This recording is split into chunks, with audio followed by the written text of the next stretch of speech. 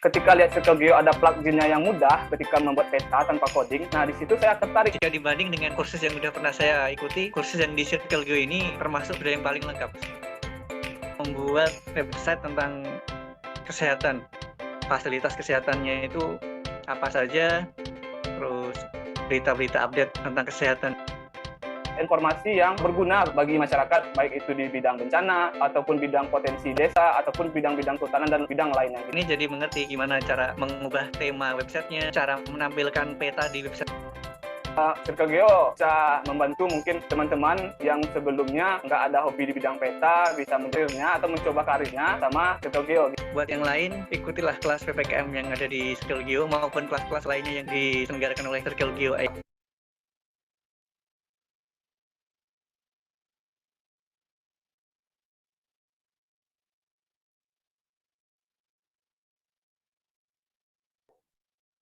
Oke, selamat pagi teman-teman, Bapak Ibu, peserta webinar pendekatan spasial dalam penelitian dan konservasi megafauna laut yang diselenggarakan oleh Circle Geo. Saya mewakili teman-teman dari Circle Geo mengucapkan banyak terima kasih atas kesediaan teman-teman dan Bapak Ibu semua untuk partisipasinya hari ini di webinar kami. Mungkin sebelum kita mulai, karena waktunya sudah menunjukkan pukul 9.34, waktu Indonesia Barat, begitu kita mulai saja. Jadi sebelum kita mulai, mungkin ada baiknya kita berdoa terlebih dahulu untuk kelancaran acara kita hari ini. Oke, berdoa menurut agama dan kepercayaan masing-masing. Berdoa saya persilahkan.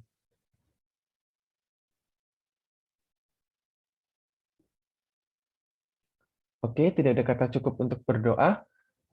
Mungkin sebelum kita berjalan lebih lanjut, izinkan terlebih dahulu saya untuk memperkenalkan diri. Saya adalah Gregorius Agung Langgeng Setyaputro. Teman-teman dan Bapak Ibu bisa memanggil saya Langgeng. Dan saat ini saya menjadi Project Event Coordinator di Circle Geo, dan untuk webinar hari ini akan berlaku atau bertindak sebagai moderator. Kemudian mungkin saya juga akan menyampaikan sedikit latar belakang tentang tema webinar kita hari ini, teman-teman. Jadi sesuai yang udah tertera di judul ya, sebenarnya megafauna laut itu sendiri secara umum adalah organisme atau hewan yang ada di laut, yang hidup di laut dengan massa tubuh atau berat di atas 45 kg. Contohnya ada banyak contohnya, dan mereka ini memiliki peran dan fungsi yang sangat krusial bagi ekosistem. Nanti mungkin bakal dijelasin lebih lanjut sama Mbak Jenny selaku narasumber kita hari ini. Dan mereka ini menghadapi ancaman yang sangat serius akhir-akhir ini, jadi sangat-sangat rentan terhadap kepunahan.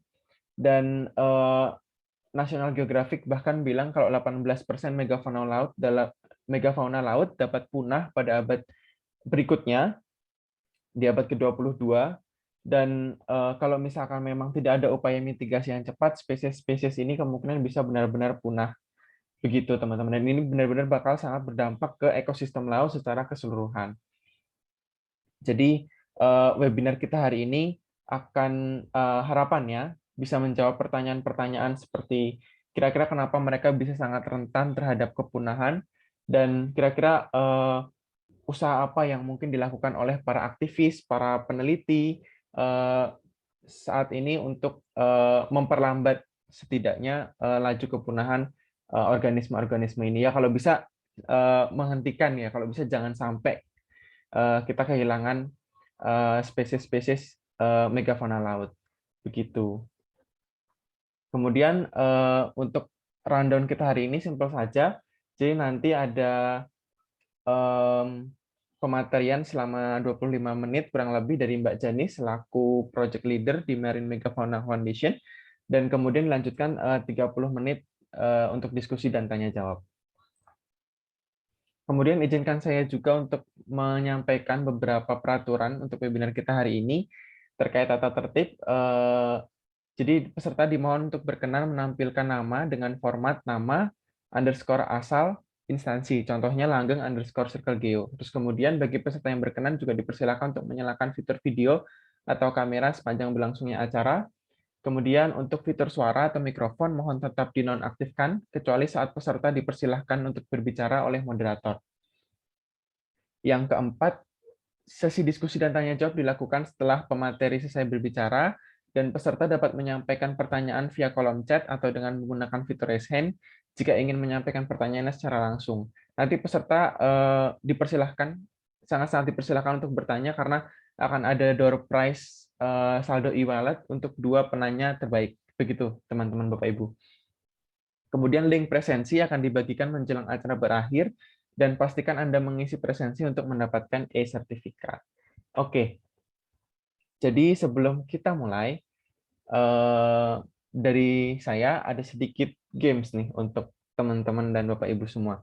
Mungkin boleh nanti untuk menjawab bisa open mic atau bisa juga lewat kolom chat. Silahkan.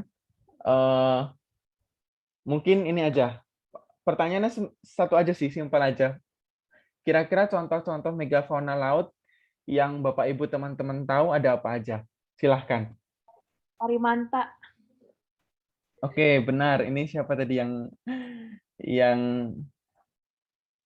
ini? Oke, benar banget Bu, Parimanta. Salah satu contohnya. Atau mungkin ada lagi yang mau nebak? Dugong mungkin ya, dugong. Megalodon.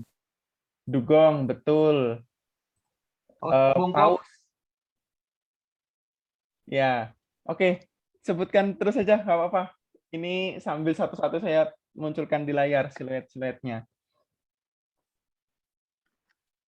Vaquita.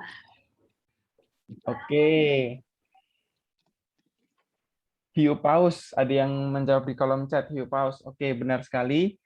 Kemudian apalagi mungkin ada yang masih ada yang belum tersebut tadi. Parimanta sudah, paus sudah, Laut ini.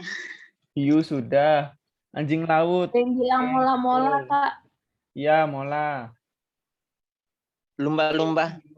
Hiu ya. Oke. Nah, ini yang Hammerhead shark. sempat. Apa ini? Lumba-lumba.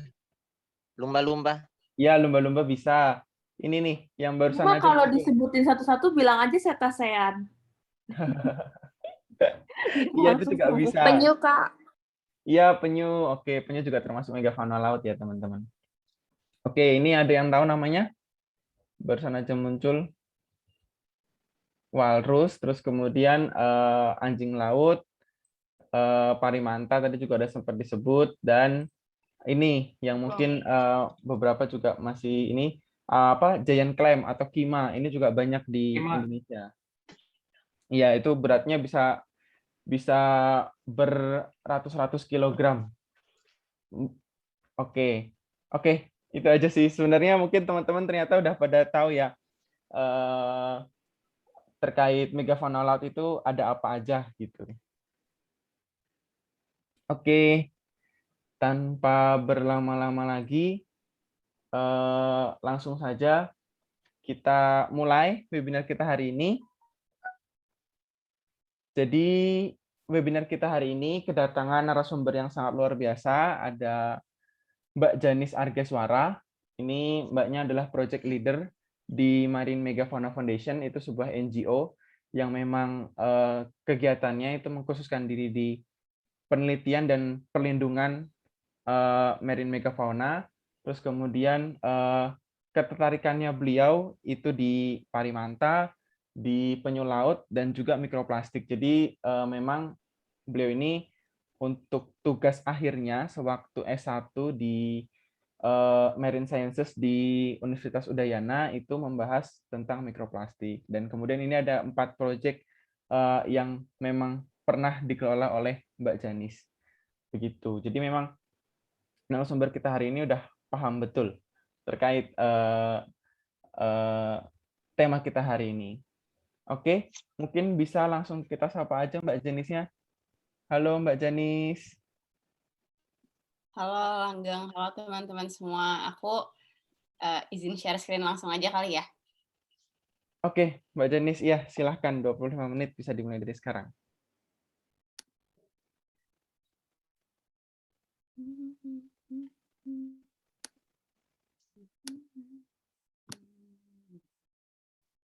Oke, udah kelihatan belum presentasinya? Sudah, Mbak. Oke. Jadi selamat pagi semuanya. Perkenalkan, tadi udah dikasih tahu Langgeng. Nama aku Janis. Aku kerja di Marine Megafauna Foundation Southeast Asia, atau yang di Indonesia adalah Yayasan Megafauna Laut. Hari ini aku diajak sama tim Circle Geo untuk sharing-sharing sedikit tentang pendekatan spasial dalam penelitian dan konservasi megafauna laut. Jadi untuk disclaimer dulu nih supaya teman-teman nggak ekspektasinya tinggi-tinggi banget. Cuman aku ini aku baru lulus tahun 2019 kan, lulus S1, dan untuk sekarang penelitianku ini belum ada yang dalam bidang menggunakan pendekatan spasial untuk sekarang. Pengennya ke depannya ada, cuman untuk sekarang jadi ini aku akan sharing beberapa pengalaman-pengalaman kolega-kolega aku dan bukan pengalaman aku sendiri dalam melakukan pendekatan spasial. Oke. Jadi tadi kan teman-teman udah ditanya sama Langgeng ya, apa sih megafauna laut? Dan tadi jawabannya juga beragam banget. Bahkan si Langgeng masukin giant clam yang aku juga nggak kepikiran giant clam. Nah, jadi megafauna laut itu dari katanya sendiri artinya mega besar, fauna binatang laut. Jadi binatang besar yang ada di laut. Nah, ini ada beberapa contoh megafauna laut. Ada seal, manta ray, shark, oarfish, giant octopus, giant squid, shark lainnya juga. Nah, ini termasuk megafauna laut. Dan pastinya beberapa mamalia laut juga seperti orca atau killer whale, whales lainnya, atau seals juga, itu juga termasuk megafauna laut gitu. Jadi ini ada beberapa foto contoh-contoh megafauna laut yang kita ditemuin di laut ya. Ada hammerhead, manta ray, whale shark, ini ada whale, sama ada sunfish atau mola. Oh, by the way, fun fact, sebenarnya yang di Penida, yang di Nusa Penida, tempat populernya adanya sunfish atau mola ini, dia bukan mola-mola. Mola-mola itu spesies yang bukan di sini, dia spesiesnya di tempat lain. Tapi kalau yang di Nusa Penida sebenarnya namanya mola alexandrini, nama spesiesnya. Jadi bukan mola-mola. Jadi teman-teman kalau lain kali ngomong mola, molanya satu aja, jangan dua-duanya. Soalnya kalau mola sama mola itu udah beda binatang gitu. Nah, terus sebenarnya fungsinya megafauna laut itu apa sih di dunia kita ini? Kalau misalkan orang-orang ditanya atau aku ditanya langsung, fungsinya sebenarnya apa sih Jan adanya megafauna gitu kan? Ya dia menjaga keseimbangan ekosistem laut. Tapi sebenarnya apa sih arti menjaga keseimbangan ekosistem laut? Yang pertama, jadi ini aku ada tiga hal yang aku cantumin di sini dari Kiska et al. 2015. Tapi juga aku akan sharing ke teman-teman, ada video yang bisa lebih menjelaskan lebih dalam tentang peran-perannya ini gitu. Yang pertama adalah mereka mengontrol rantai makanan. Nah, apa sih artinya mengontrol rantai makanan? Ini aku ada video tentang hiu. yang semoga teman-teman bisa lihat ya. Kedengeran nggak suaranya? Masuk kok, Mbak, suaranya juga. Oke.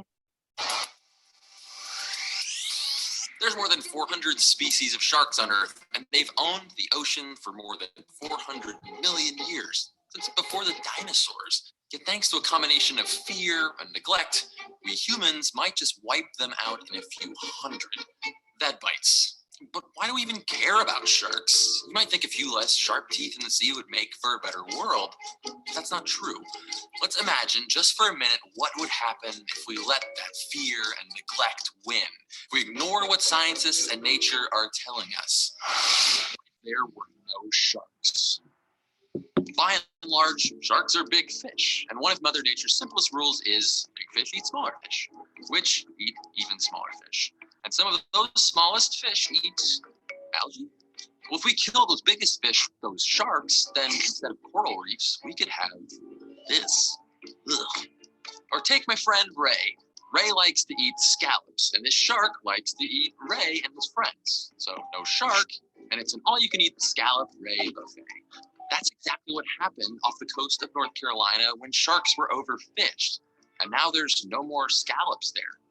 That's bad for Ray and bad for us, because I happen to love scallops. Without sharks, the sick and injured fish that they usually eat could throw schools into chaos. And it's not always about what sharks eat. Sometimes their mere presence can change the way that marine animals feed and behave. Most food webs are much more complicated than big fish eats little fish, which makes it hard to predict precisely what would happen in a shark-free ocean. But that doesn't mean it's a risk we should be willing to take. How about this? If you kill a shark, you pay for it. If you're in Palau, that'll cost you $2 million a piece.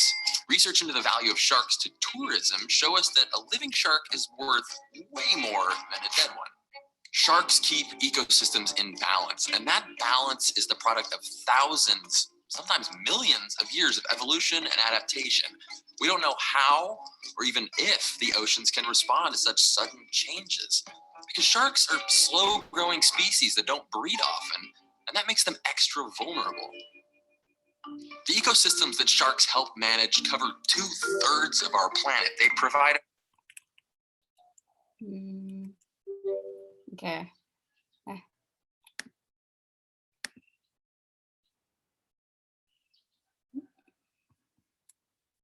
Sorry. Oke, nah terus itu kan tadi dia dijelasin tadi kan kayak gimana shark itu bisa mengontrol rantai makanan. Jadi dengan berkurangnya jumlah shark di laut itu berdampaknya itu jauh banget itu berdampaknya karena sharks itu terutama dia predator paling atas. Nah, sekarang yang kedua, kenapa megafauna laut, perannya megafauna laut juga adalah sebagai behavioral facilitation. Jadi dia memfasilitasi untuk spesies-spesies lainnya. Nah, ini aku agak susah ngejelasinnya, cuman lagi-lagi aku ada video yang bisa menjelaskan dengan detail. Ini aku suka banget videonya, keren.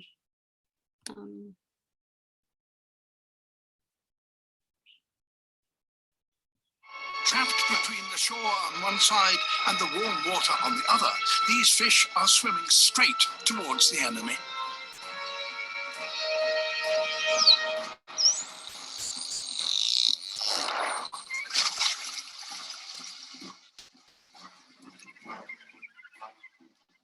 The sardines fall back on their instinctive defense, swarming into a huge mass that confuses a predator.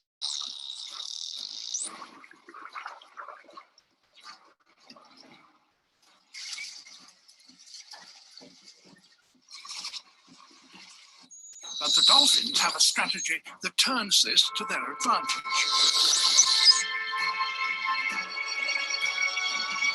Working together, they separate off a pocket of sardines. In smaller numbers, the fish's shoaling defense now works against them. The dolphins corral the bait ball and herd it to the surface.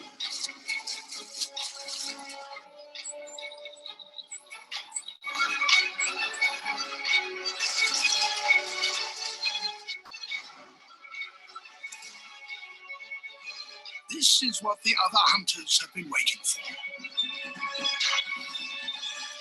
Now the sardines are within range of the gammons.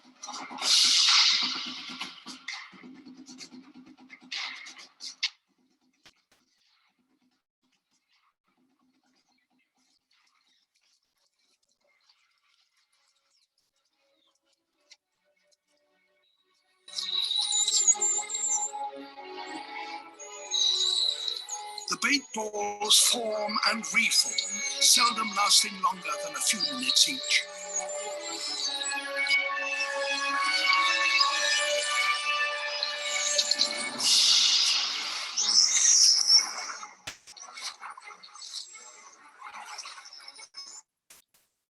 Nah, jadi itu juga salah satu contoh behavioral facilitation, yang artinya jadi si kegiatan yang dilakukan oleh si dolphin tadi untuk ngemisahin sarden-sardennya supaya mereka gampang untuk makan, justru juga menjadi sumber makanan untuk si binatang-binatang spesies lainnya, yang itu burung laut yang terdiri di atas. Nah, jadi adanya megafauna laut, khususnya di sini dolphin, itu dia membantu binatang-binatang lain untuk makan juga.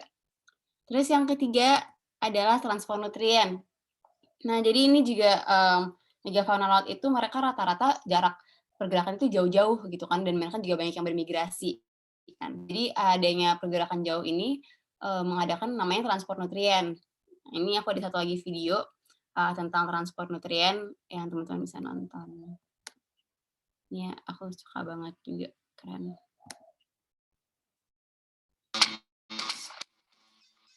You know that every time you breathe, to be grateful to whale poop. It's true. Whales dive to the depths to feed, and then they come back up to the surface. As they come back up to breathe, they poop. And when they poop, they bring out these limiting nutrients, and it becomes this fertilizer for these tiny, tiny, tiny microscopic called phytoplankton.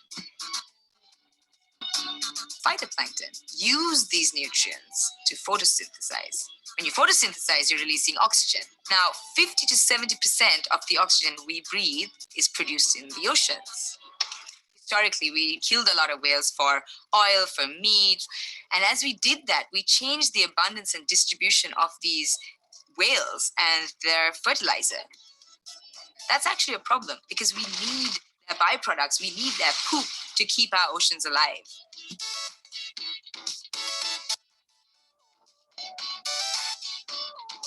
And that's why we call them ecosystem engineers, because their survival is so imperative to the functioning of that entire ecosystem and everything around them.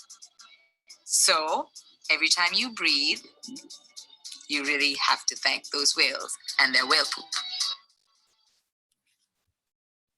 Nah, jadi itu video itu ngasih tahu kalau misalkan whale poop itu sangat berguna, dan dengan whales ini mereka bergerak satu tempat ke tempat lainnya dan jauh-jauh, terutama pas migrasi, sehingga nutriennya itu si poopnya mereka ini itu tersebar di seluruh jalur migrasinya mereka.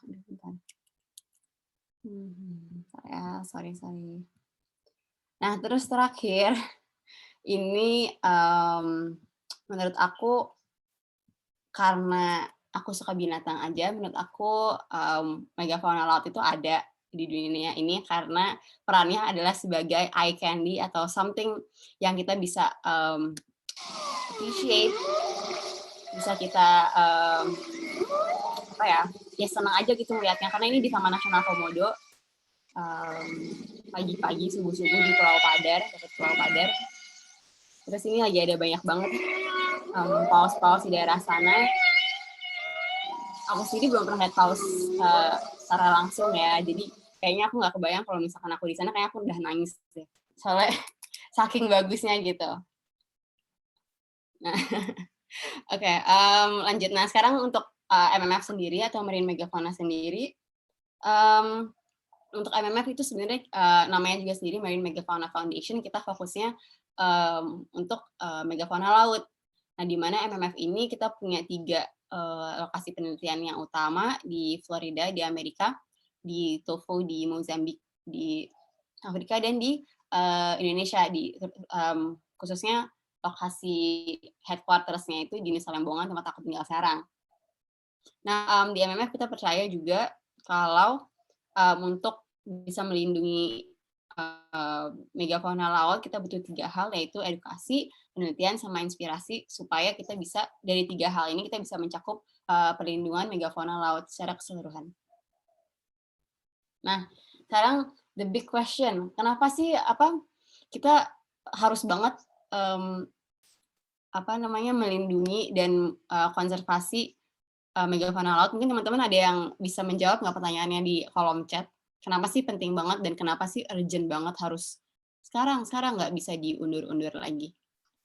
Ada yang bisa kasih ide di kolom komen di chat?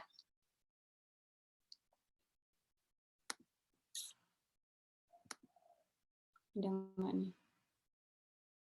Ini ideas.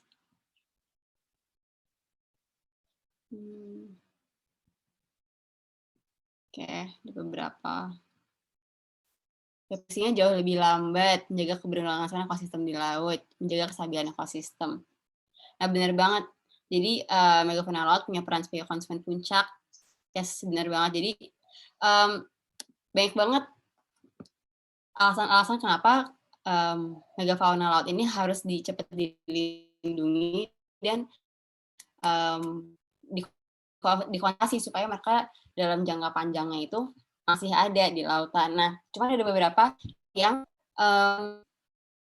bikin konservasi megafauna laut ini lebih urgent dibandingin biasanya. Oh ya, by the way, ini aku karena penelitian aku sama fokus aku di MMF ini adalah parimanta, jadi di sini banyaknya foto-foto parimanta ya. Cuman ini aku ngomonginnya untuk megafauna laut secara keseluruhan. Pertama, tadi benar banget tingkat reproduksinya atau fekunditas yang rendah. Jadi banyak megafauna laut itu mereka udah proses kawinnya keadaan susah gitu kan. Habis itu hamilnya lama, dan kadang-kadang satu siklus kehamilan tuh cuma bisa sedikit banget jumlah anak yang dikandung. Nah, contohnya untuk parimanta sendiri, parimanta ini mereka hamil selama 1 tahun atau 12 bulan. Dan dalam satu kehamilan mereka cuma bisa punya 1 sampai 2, maksimal 2 baby di kehamilannya. Nah, dengan reproduksi yang kecil-kecil dan butuh waktu yang cukup lama, ini tuh mereka berarti artinya nggak cukup cepat untuk mengembalikan angka sebelumnya. Jadi karena parimanta ini kan sekarang angkanya lagi turun kan. Nah, kalau misalkan turunnya cepat banget dan terus turun gitu, tingkat reproduksinya mereka atau fekunditasnya mereka itu sangat rendah sehingga sulit untuk mengembalikan populasinya ke angka yang awalnya itu. Nah, jadi perlu dilindungi gitu.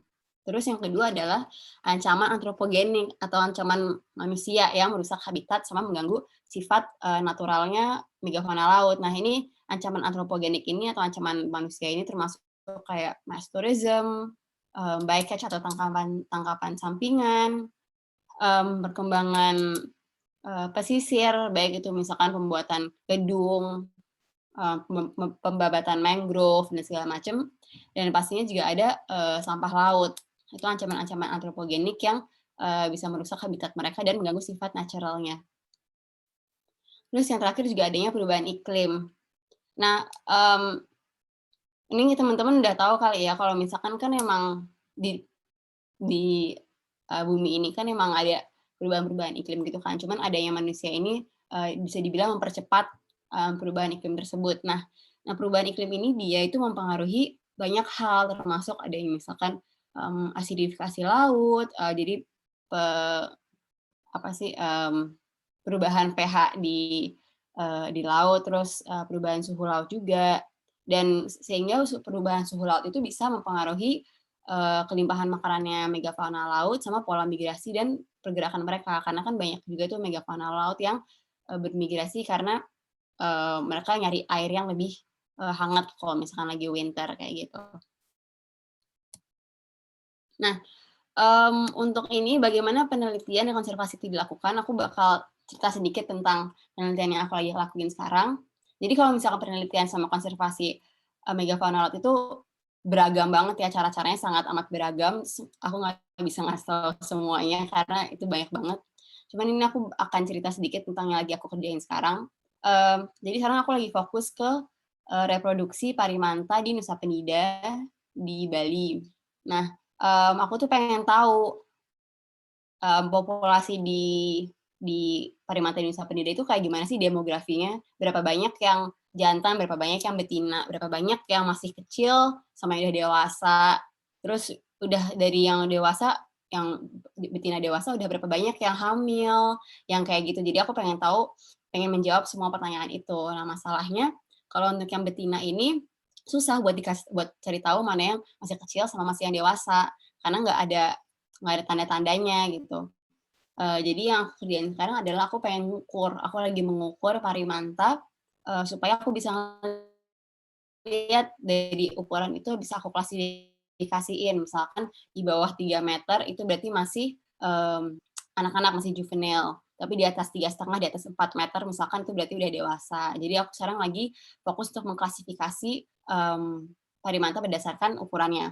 Nah, terus yang kedua adalah aku ingin konfirmasi Manta Bay sebagai nursery ground. Jadi ada namanya situs di Nusa Penida namanya Manta Bay. Di Manta Bay itu dia merupakan nursery ground, berpotensi sebagai nursery ground karena di sana itu paling sering ditemuin manta jantan yang masih juvenil dan paling sering dilihat mereka lagi makan di sana. Jadi sekarang aku juga ingin mengkonfirmasi untuk yang betina, apakah betina yang juvenil juga ke sana juga kah? Dan kalau misalkan aku udah dapat jawabannya itu, bisa teori untuk mendukung bahwa Manta Bay sebagai nursery ground bisa semakin kuat. Nah, yang ketiga adalah aku ingin melihat perubahan faktor lingkungan di Nusa Penida. Jadi SST itu sea surface temperature, jadi permukaan laut. Aku pengen lihat nih kalau permukaan laut di Nusa Penida ini selama misalkan 10 tahun ke belakang itu kayak gimana sih, dan adanya anomali-anomali iklim kayak La Niña sama El Nino itu pengaruhnya gimana sih, dan dari suhu permukaan laut ini aku bisa lihat, bisa cari tahu tentang klorofilnya, dan akhirnya mencari tahu juga tentang kelimpahan makanan si parimanta di Nusa Penida kayak gitu. Nah, kalau untuk konservasinya, jadi ini yang aku lakuin itu masih penelitian aja ya, belum ada aksi-aksi konservasi. Nah, ini salah satu contoh aksi konservasi yang aku suka banget dan menurut aku keren banget ya orang-orang yang udah bisa terjun ke konservasi dan melakukan konservasi itu sendiri. Adalah ini Treasure Shark ID, mungkin teman-teman tahu proyek Treasure Shark. Treasure Shark ID ini dia dipimpin oleh Karafit. Nah, Karafit ini dia keren karena sebenarnya dia awalnya itu untuk Treasure Shark ini dia merupakan proyek S2 dia gitu. Cuman di Alor, proyeknya di Alor ya, di Alor ternyata masih banyak fisherman, masih banyak nelayan yang mancing Treasure Shark atau hiu tikus untuk sebagai pangan kesehariannya gitu. Nah, dari proyeknya Karafit, dari penelitiannya dia, akhirnya dia pelan-pelan mendekati si komunitas-komunitas di Alor untuk edukasi dan mencari alternatif untuk nelayan-nelayan yang tadinya treasure shark fisherman dan ada alternatif lainnya gitu. Jadi ini salah satu aksi konservasi dari hasil penelitian. Nah, sekarang aku bakal masuk ke spasialnya yang emang kita ingin bahas. Bagaimana sih pendekatan spasial dilakukan dalam penelitian megafauna laut? Jadi pendekatan spasial itu banyak kayak contohnya yang aku bakal bahas hari ini itu ada nggak bahas full sih, cuma aku bakal kasih tahu beberapa contoh. Kalau misalkan untuk marine megafauna research itu kita ada satellite sama acoustic tagging, ada ecosystem modeling, ada GIS, sama ada beberapa pendekatan gabungan. Nah, ini ada beberapa foto yang sebelah kiri ada 2 itu oleh MMF, di mana kita lagi tagging whale shark kalau nggak salah dari fish di Mozambik, dan sebelah kanan ini adalah ini Treasure Shark ID, di mana mereka dengan bantuan si nelayan-nelayan tadi yang biasanya nangkepin hiu tikus, justru nelayannya nangkep hiu tikus untuk supaya bisa ditagging oleh Kak Rafid dan tim, dan diukur dulu. Setelah ditagging dilepasin lagi supaya mereka bisa dapat informasi mengenai pergerakan-pergerakan si hiu tikus di alor. Nah ini ada, semakin kesini itu teknologi tagging itu semakin, aku bakal ngomongin tagging dulu ya. Teknologi tagging ini semakin banyak digunakan oleh orang-orang dalam tracking marine megafauna. Nah ini ada beberapa grafik dari papernya Stewart et al. Nah yang pertama ini kalau misalnya teman-teman lihat ada akustik sama satellite tagging, itu bisa kelihatan nih jumlah publikasi yang mulai menggunakan tagging. Jadi untuk akustik itu mulai 2007 itu langsung naik lumayan, dan sampai sekarang masih terus naik ya. Sedangkan untuk satellite tagging dia baru mulai 2011 dan sampai sekarang juga masih banyak.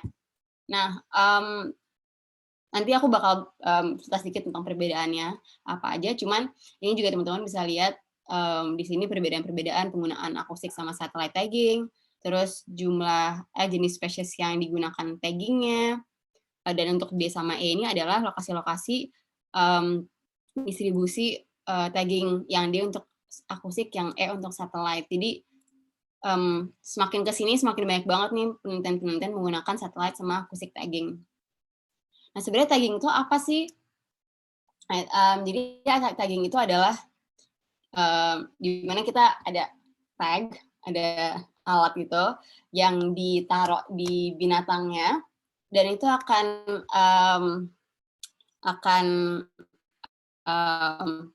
ngasih sinyal, dan dari tagging itu kita bisa ngelihat pergerakan-pergerakan binatangnya kemana aja. Nah, tapi ada perbedaan akustik sama satellite yang aku bakal bahas setelah ini. Nah, kedua ini ada pemantauan GIS. Ini kalau Circle Geo kan dia bikin peta ya. Aku sebenarnya suka banget nih peta-petaan, terutama kalau peta udah warna-warna kayak gini, karena aku suka banget ngurusin warna-warna. Cuman jadi contohnya ini di Stevens 2016, dia di A sama B itu ada pemantauan klorofil A dan SST atau sea surface temperature. Nah, dari yang tadi aku bilang ini, dengan kita tahu adanya perubahan suhu permukaan laut dan tahu jumlah klorofil akibat perubahan suhu permukaan laut itu, kita juga bisa menjawab atau link ke hipotesa lainnya. Contohnya misalkan, ini aku masih misalkan ya, aku belum lihat data-data aku lagi soalnya. Misalkan tahun 2012-2013 jumlah parimanta yang hamil ini lebih banyak dibandingin tahun 2015 misalkan kayak gitu. Nah akhirnya dengan aku lihat perubahan SST dan jumlah klorofil, misalkan aku bisa dapat lihat, oh 2015 itu ada lagi El Nino gitu misalkan, kering dan segala macam. Terus apakah ada hubungannya dengan klorofilnya dan hubungan dengan fitoplankton si produsen primer di laut. Nah parimanta ini kan dia makannya kan plankton ya. Jadi dengan kalau misalkan adanya perubahan pada klorofil dan perubahan jumlah kelimpahan plankton yang di laut, mungkin parimanta pada tahun 2015 misalkan karena mereka tahu hamilnya 12 bulan dan mereka butuh banyak makanan, mereka tahu, aduh ini kondisi airnya kurang cocok nih buat kalau punya bayi gitu misalkan. Jadi kita mau lihat tuh ada hubungannya nggak sih antara suhu permukaan laut dan produktivitas reproduksinya binatang-binatang. Nah itu yang aku pengen cari tahu nih, semoga ya berhasil. Nah terus yang di bawah ini ada akustik tagging parimanta di Raja Ampat oleh Setiawan et al. Jadi si Pak Edi, namanya Pak Edi Setiawan, dia tagging 39 parimanta di Raja Ampat, dan ini menggunakan akustik tagging. Jadi kalau akustik tagging ini dia sangat terbatas. Jadi untuk akustik tagging ini kita perlu 2 item tagging yang buat di binatangnya sama receiver-nya. Jadi ada yang namanya receiver, di mana receiver ini kita taruh di beberapa situs, misalkan di beberapa situs parimanta, dan kita cantumin naruh si tagnya ini di parimantanya kan. Nah, jadi setiap parimanta ini mendekati ke receiver-nya, misalkan ada radius sekian meter, itu si parimanta itu yang di tag itu bakal tercatat di receiver-nya. Nah, tapi acoustic tagging ini dia terbatas karena ada limit dari radius receiver-nya. Jadi kalau misalkan di atas sekilo itu nggak bakal kebaca gitu si parimanta yang ke sana. Jadi memang harus di dekat-dekat receiver tersebut. Nah, itu tapi itu masih berguna juga ya tagging, karena kalau misalkan kita pinter-pinter naruh receiver-nya di mana, kita bisa ngeliat nih, oh misalkan parimanta si satu ini dia di kedua side ini, tapi dia lebih suka si side A dibandingin side B. Kenapa ya dia lebih suka side A? Apakah karena di sana lebih banyak kegiatan sosial atau lebih banyak makanan? Nah, itu jadi kalau misalnya jadi sebelum kita naruh receiver-nya atau alat yang mencatat si kedatangannya megafauna laut ini, kita harus pintar-pintar itu nyesuaiin lokasinya. Terus, nah ini ada salah satu tesis favorit aku.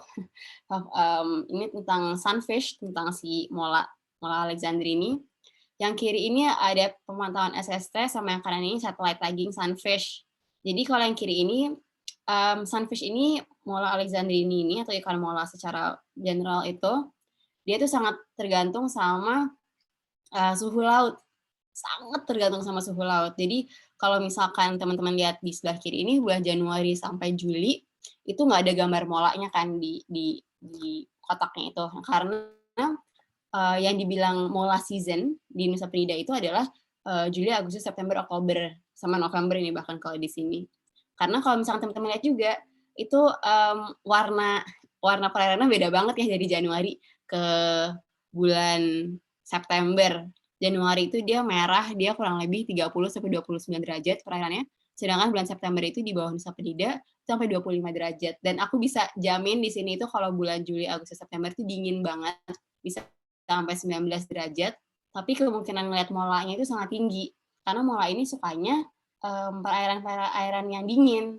Jadi bulan Juli, Agustus, September itu adanya upwelling. Jadi air yang di bawah itu bawa ke atas sehingga air yang dingin itu ada di permukaan. Makanya suka ada mola kalau misalkan bulan Juli, Agustus, September. Nah, jadi menggunakan pemantauan SST juga kita bisa ngelihat nih kira-kira binatangnya yang temperature dependent itu kapan ya munculnya. Kita bisa konfirmasi juga. Sedangkan untuk yang satellite tagging, ini yang kalau tadi kan akustik itu kan dia sangat terbatas ya, karena si receiver ini aku bilang itu dia ada limitnya. Jadi nggak semua parimanta itu kalau misalkan ke sana itu nggak langsung ke catat di receiver-nya. Nah, sedangkan kalau satelit ini dia lebih fleksibel dan lebih ya karena dia menggunakan satelit, jadi sekalinya di tagging di megafaunanya atau di sini di sunfish-nya kita bisa ngelihat nih mereka kemana aja ya kira-kira. Jadi kalau misalkan sunfish di Bali ini dia emang banyaknya kalau nggak di Nusa Penida ke daerah Karangasem, daerah sana kayak gitu. Jadi itu ada beberapa contoh pendekatan spasial. Nah, ini kenapa satellite tagging itu nggak sebanyak akustik, karena mahal. Mahal banget. Terus belum lagi kalau misalkan kita udah naruh ngetag di binatang, terus setelah berapa bulan hilang gitu kan, kayak aduh sedihnya minta ampun gitu. Nah, jadi ada plus minusnya juga sih untuk tagging, karena selain mahal, tapi ya udah kita setelah kita tagging di binatangnya, ya udah kita tinggal ngeliat aja kalau misalkan emang mereka misalkan taggingnya hilang atau mereka kena bycatch, atau kadang-kadang bahkan kalau misalkan mereka berenang terlalu dalam itu kadang-kadang udah nggak ke detect. Jadi ya ada plus minusnya lah ya. Nah, jadi itu sekian pemaparan tentang special approach. Nah, sekarang untuk beberapa hal yang aku pengen kasih tahu teman-teman juga adalah gimana sih cara kita bisa membantu konservasi megafauna laut. Contohnya yang pertama adalah tingkatkan ocean literacy atau literasi laut. Jadi menurut aku education is everything ya. Kalau ada perkataan-perkataan kata Sylvia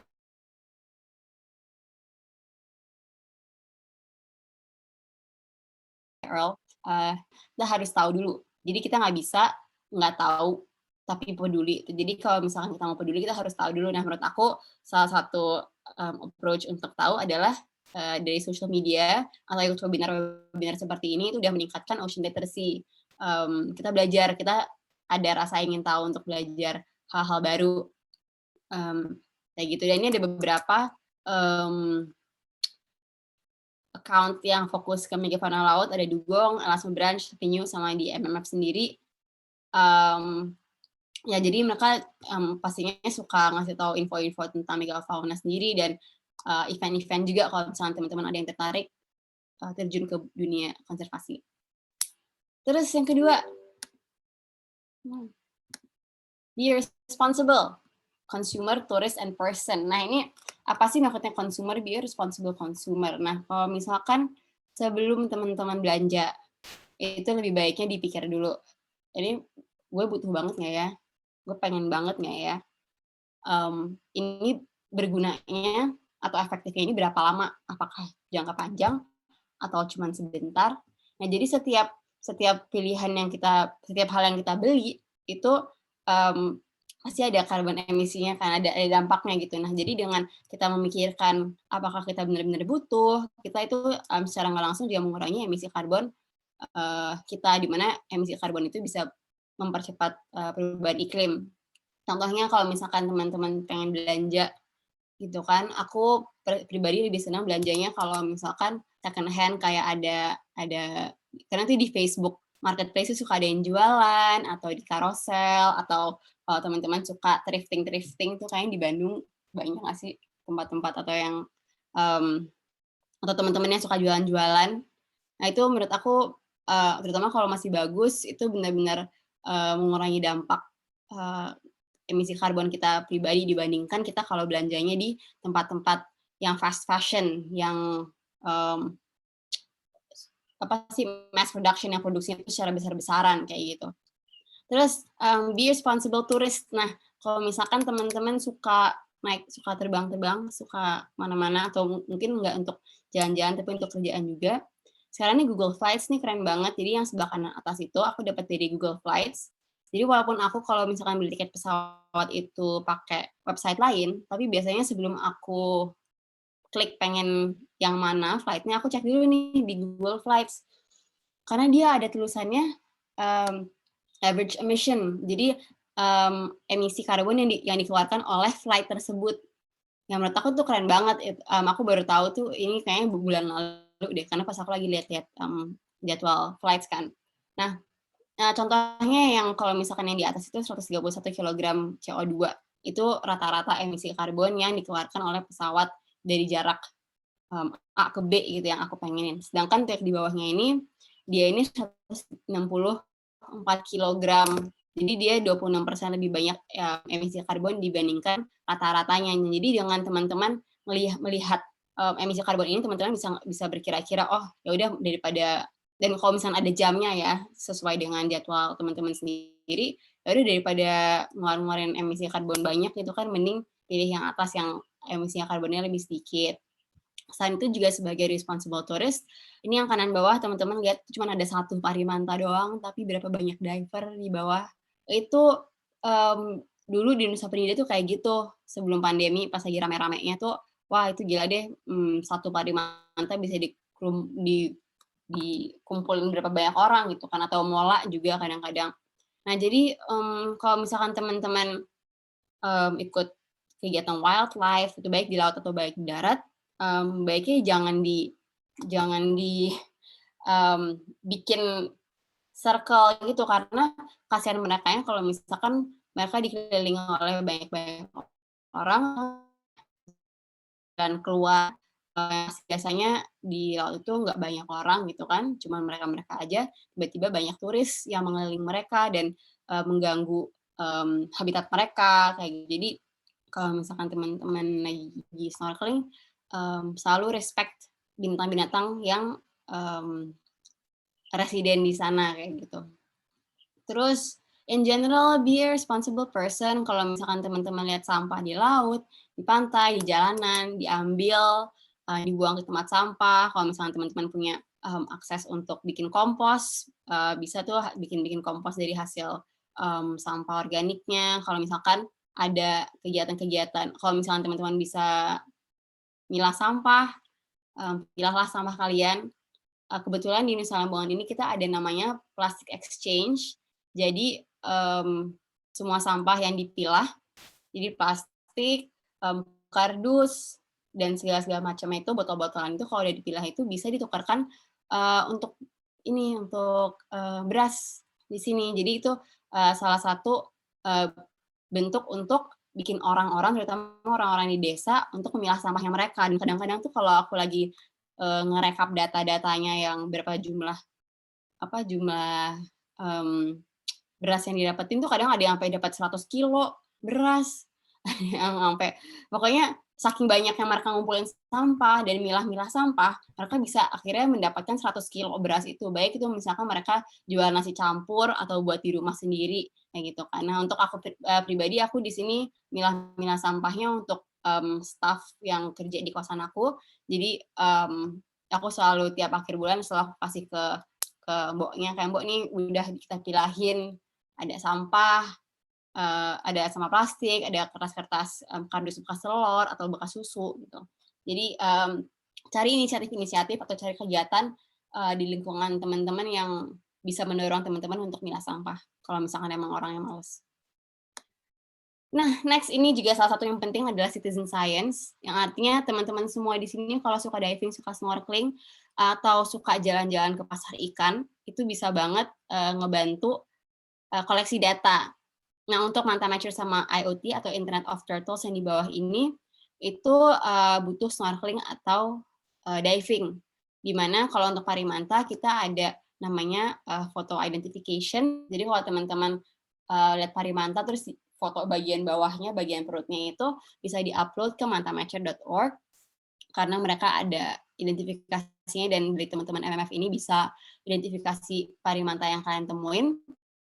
Atau untuk IoT atau Internet of Turtles ini bisa foto sebelah kiri sama sebelah kanan sama atasnya penyu, karena itu juga identifikasinya penyu-penyu di sini. Jadi ini Manta Mature sama IoT ini dia seluruh dunia. Jadi kalau teman-teman kesempatan diving di mana-mana, snorkeling di mana-mana, itu bisa banget langsung di-upload ke Manta Mature sama ke Internet of Turtles. Sedangkan untuk Elasmo Branch, ini proyek dari EPI, di mana untuk report ini nggak harus diving, nggak harus snorkeling, tapi juga bisa dari pasar ikan.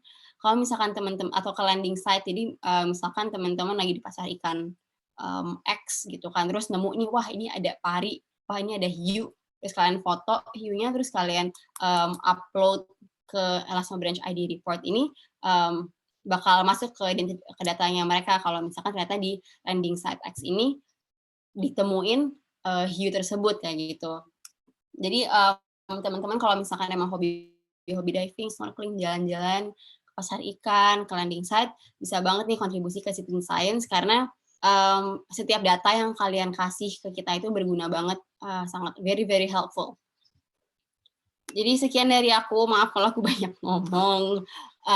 Kalau misalkan teman-teman ini ada beberapa Instagram aku pribadi sama Instagramnya Marine Megafauna Foundation. Terus kalau teman-teman ada yang mau email aku apa-apa itu. Terima kasih Langgeng, bisa balik ke kamu. Oke, Mbak Janis, luar biasa sekali. Terima kasih banyak, Mbak. Mungkin kalau misalkan aku boleh rangkum sedikit gitu ya. Jadi ibaratnya si Marine Megafauna laut ini memang sekarang kondisinya lagi terancam sekali, dan memang karena ukurannya mereka itu tadi, terus juga karena pergerakannya mereka yang jauh-jauh, jadi memang perlu kita ngejar gitu ibaratnya. Untuk cara-cara penelitiannya, untuk cara-cara konservasinya, gimana caranya supaya bisa benar-benar mengakomodasi. Jadi salah satunya lewat teknologi spasial ini tadi. Tapi walaupun begitu, ternyata kita sendiri sebagai perseorangan bisa membantu untuk mengurangi beban yang mereka hadapi, kayak tadi yang udah Mbak Janis jelasin. Be responsible in everything gitu ya Mbak Janis. Oke, teman-teman silahkan kalau misalkan ada yang ingin menyampaikan pertanyaan, bisa raise hand atau juga bisa lewat kolom chat. Udah ada yang raise hand, Mbak Janis, sebentar. Silahkan Mas Rido untuk menyampaikan pertanyaannya. Oke, terima kasih Kak Langgeng atas kesempatannya. Selamat pagi Kak Janis, Kak Langgeng, serta teman-teman semua. Saya ingin bertanya mengenai penelitian terkait megafauna yang tadi dijelaskan oleh Kak Janis. Pengalaman Kak Janis selama penelitian ini sangat menarik dan bagus, serta meningkatkan wawasan dan kesadaran kita semua sebagai peserta terkait dengan pelestarian megafauna. Pertanyaan saya adalah dalam dan selama penelitian megafauna ini bagaimana respon masyarakat?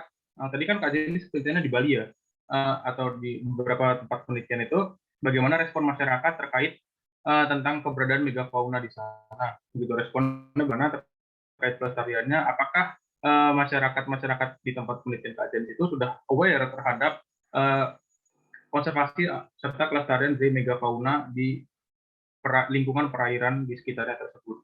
Terima kasih Kak. Oke, Mbak Janis bisa langsung dijawab aja dulu. Oke, makasih pertanyaannya Mas Rido. Jadi tadi pertanyaannya apakah masyarakat udah aware di tempat-tempat yang research area aku ya. Jadi kita di ini 3 lokasi di Nusa Penida, di Komodo, di Derawan. Ada sebenarnya di Raja Ampat, cuman yang Raja Ampat ini beda tim, bukan tim sama aku. Nah, untuk ketiga tempat ini sebenarnya mereka ini udah cukup aware tentang kenapa sih mereka butuh parimanta. Cuman kesadarannya ini bukan secara langsung bahwa parimanta ini berguna untuk laut, tapi pastinya mereka nyari apa sih kegunaannya, manfaatnya untuk mereka sendiri, untuk mereka pribadi. Karena kalau dari pengalaman aku tahu, orang-orang ini atau masyarakat lebih akan berubah kalau misalkan mereka tahu kegiatan ini ada dampaknya ke mereka sendiri gitu. Kalau misalkan aku bilang, oh iya manta ray ini dia reproduksinya rendah, terus penting untuk di laut karena mereka menjaga spesies ini, kita menjaga spesies lainnya, mereka mungkin nggak bakal dengerin kayak, oh ya udah gitu. Nah cuman kalau misalkan di Derawan, Nusa Penida, Komodo ini karena adanya parimanta ini, jadi masyarakat ini mereka punya pemasukan dari pariwisata. Nah, jadi dari pemasukan pariwisata itulah kita masuk gitu. Jadi kita bilang kalau misalkan banyak parimanta yang terjerat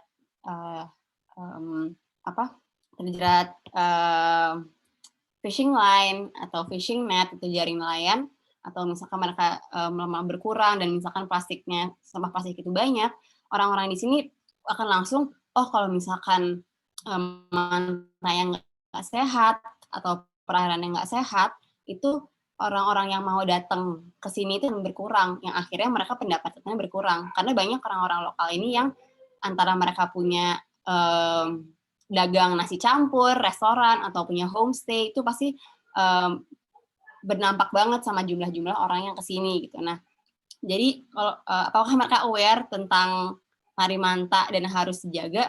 Aware karena mereka tahu benefitnya untuk mereka kayak gitu. Seperti di Komodo National Park, kalau di Taman Nasional Komodo itu orang-orang juga ke sana pasti pengennya kalau yang di darat kan pengen foto-foto di pulau ya gitu kan. Cuman kalau misalnya orang-orang yang snorkeling and diving itu pasti mereka juga ekspektasi untuk melihat parimanta kayak gitu. Jadi lebih ke arahnya ke sana sih. Mereka sudah aware tapi aware-nya karena itu ada benefitnya untuk mereka. Semoga menjawab pertanyaannya Kakak Dewi. Ya. Oke, terima kasih Mbak Janis. Gimana Mas Rido? Oke, jawaban yang bagus Kak. Ya, terima kasih Kak. Jadi semoga kalian dulu. Oke, kita lanjut tadi. Setelah Mas Rido ada 2 orang lagi yang raise hand. Silahkan Mas Jonathan terlebih dahulu. Terima kasih kesempatan yang telah diberikan. Saya Jonathan Diano Tambunan. Di sini kan sudah berbicara tentang mengenai proses daripada ancaman antropogenik, yaitu sistem daripada perilaku masyarakat.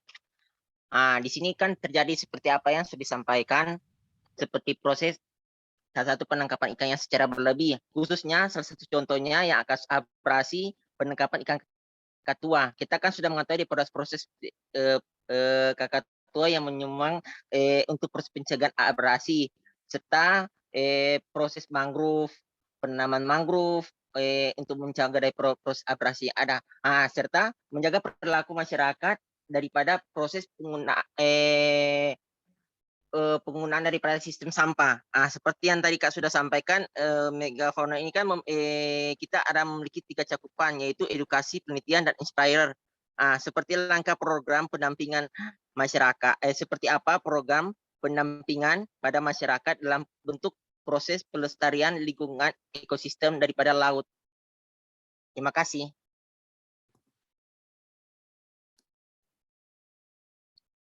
Mbak Janis masih mute.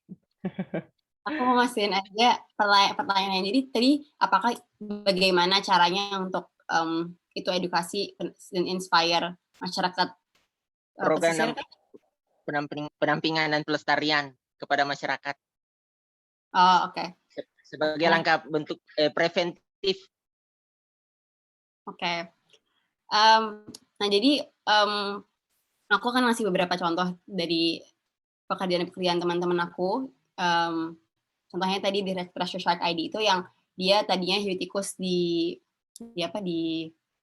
diburu oleh nelayan, dan akhirnya adanya pendekatan-pendekatan mulai dari edukasi dan dari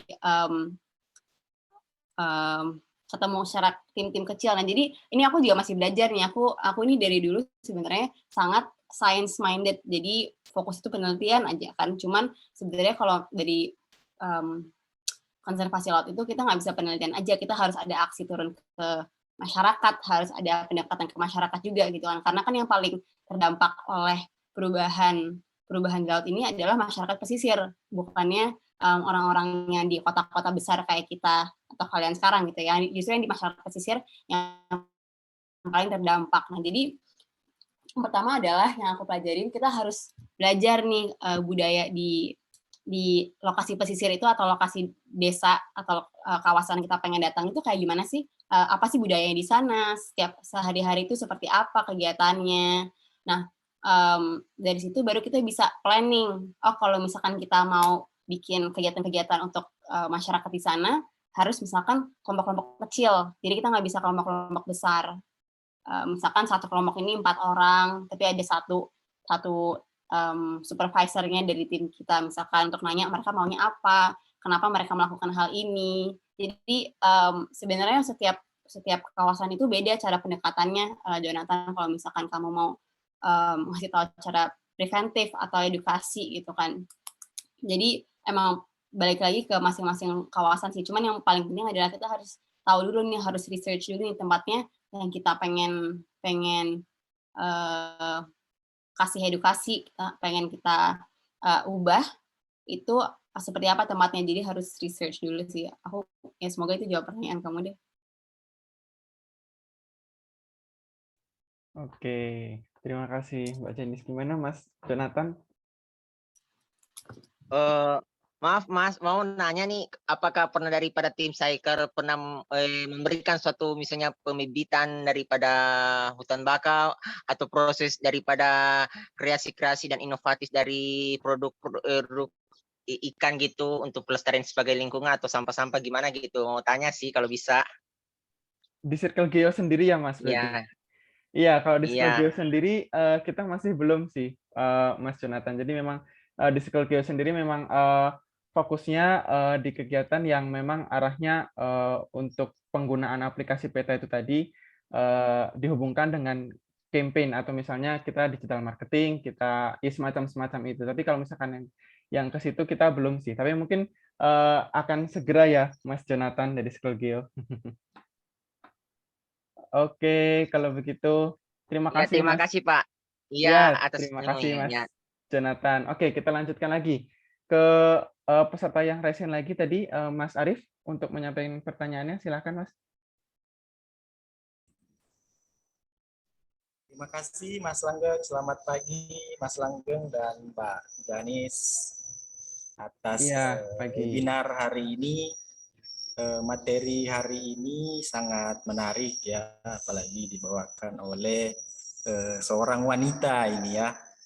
Ada Mbak Janis, karena rata-rata saya lihat pesertanya ini laki-laki ya, jadi mungkin agak fresh kita hari ini ya mendengarkan Mbak Janis.